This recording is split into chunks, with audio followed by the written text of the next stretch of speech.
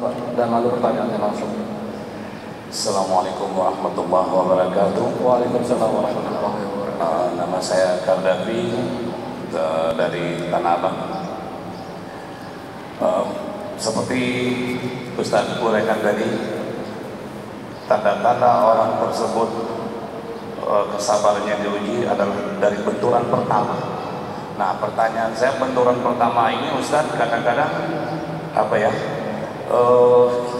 begitu terjadi pada diri kita,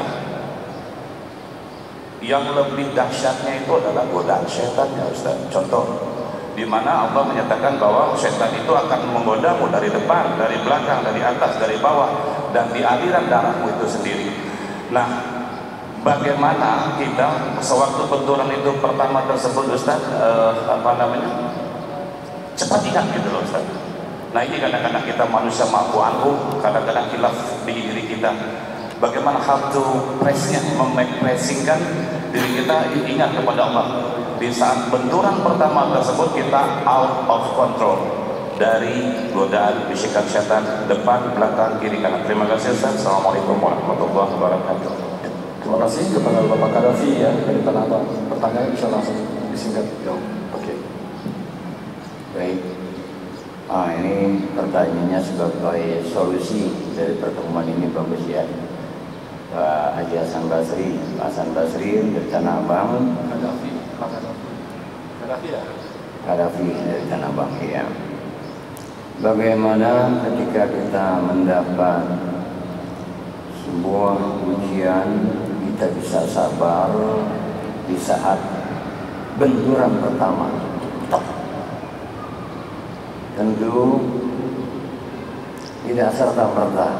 Makanya pertanyaan Bapak ini sebagai penutup dari kajian kita kali ini, maka pemain bola ketika di lapangan dia harus luar biasa mengendalikan diri, tetap pada profesionalitasnya, tetap pada proporsionalnya. Dalam keadaan detik-detik terakhir pertandingan pun akan berakhir dalam kondisi lapangan hujan, terik dan sebagainya, dalam keadaan luar biasa dibayang-bayangi oleh satu pemain dengan sebagainya, kemudian dibenturkan, disengkat, terjatuh, dia tetap nyaman. Tentu tidak serta-merta, ada sebuah proses. Nah, ada 4 hal agar senantiasa, ini jawabannya ya Pak ya, saya juga lagi belajar nih Pak ya, lagi belajar dan terus berusaha istiqomah dan mohon pada Allah untuk bisa dalam bimbingan petunjuknya. Ada 4 hal agar saat bahagia, saat duka, saat lapang, saat sempit, saat sehat, saat sakit, saat jaya, saat pailit, kita tetap emosionalitas kita terkendali dan hati kita menjadi panglima dalam hidup ini, sehingga kita dari dalam diri maupun dari luar godaan setan dari bangsa jin dan manusia, kita tetap eksis dan otomatis nantinya ketika menghadapi apapun di benturan pertama itu kita bisa tetap tenang. Maka ada 4 hal caranya. Yang pertama, senantiasa hiasi hari-hari kita, bahasa saya hari, jam, menit, detik, hiasi dengan zikrullah.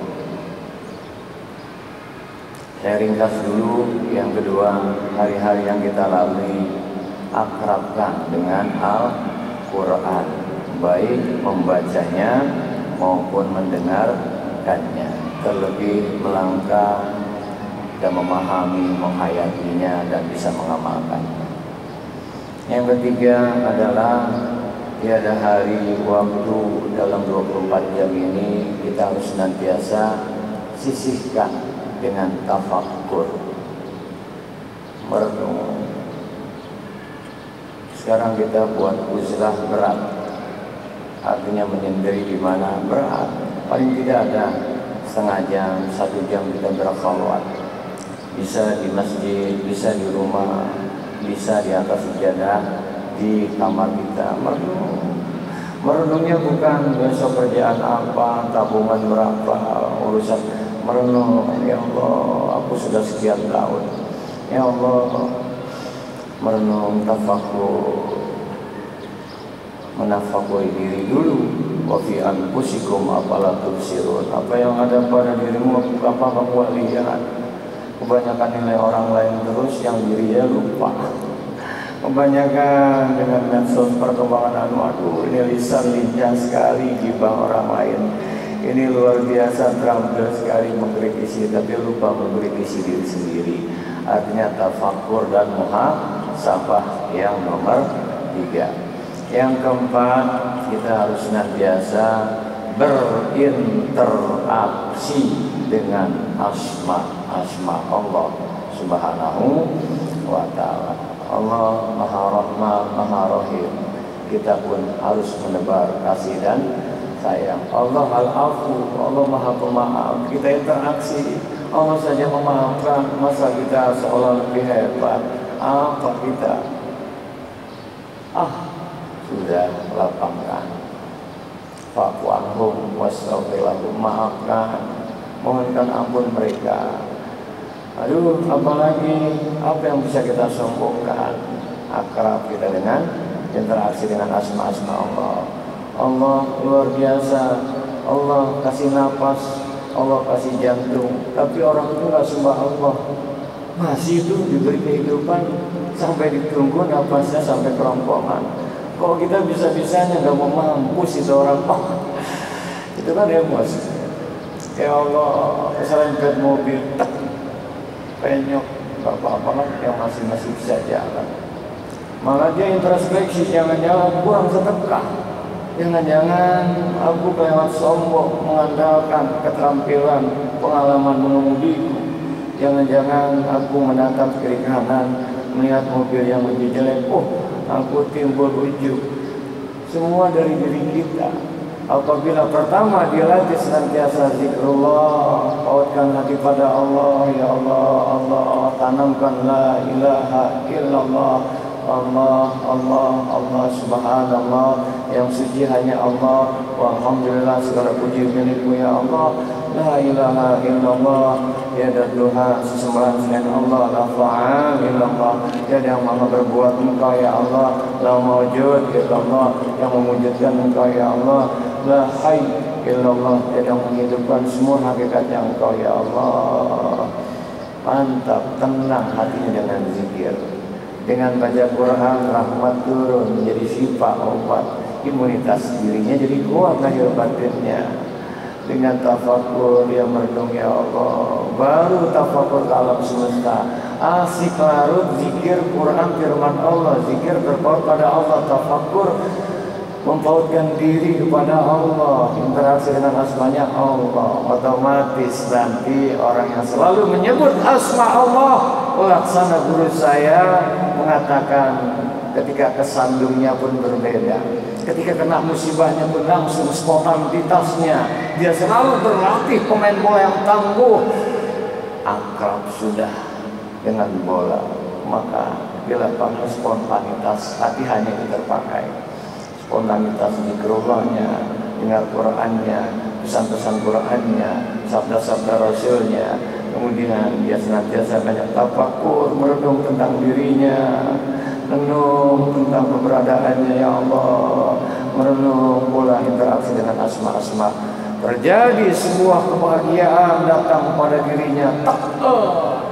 Alhamdulillah ya Allah, hadza min fadli Rabbi, ini karunia darimu ya Allah. Ashkur atau apapun, aku takut ya Allah, dengan aku tambah syukur atau kufur. Langsung bahagianya, spontanitasnya terpaut, hati zikrullah, langsung dikembalikan syukurnya pada Allah. Yes, ya Allah, la haula wala quwwata illa billah. Nggak ada daya, sudah menghindar masih keserempet. Dia nggak langsung beringas, dia nggak langsung reaktif. Mungkin ini kesalahan hamba. Akhirnya terkendali. Jadi caranya 4 ya Pak ya. Terus senantiasa sholat, zikrullah. Aqimis sholat li zikri, di luar sholat lagi dalam makna zikrullah. Allah, Bapak jalan dari ke depan, dari sini ke bawah tuh bisa illallah, illallah, alhamdulillah, alhamdulillah, alhamdulillah, sholawat, Allah, sholawat kan ada Allah, Allah. Al-Quran ada 2 dalam artian tersurat dan tersirat. Tuh ayat-ayat yang tersirat ketika keluar melihat tanaman, subhanallah, itu ayat-ayat Allah. Menatap langit, mana tiangnya ayat-ayat Allah. Allah lagi, Allah lagi, Allah lagi. Terjadi ganti kata lama, mobil macet begini, ya mendingan juga zikir, terkendali kan? Gitu ya Pak ya. 4, zikrullah, tilawah Al-Quran, tafakkur, muhasabah, dan selalu akrab dengan asma-asma Allah, interaksi. Itulah Al-Mustafa Nabi kita Muhammad Sallallahu Alaihi Wasallam ketika ditanya oleh istri beliau sampai bengkak kakinya dalam rangka syukurnya pada Allah Subhanahu wa Ta'ala.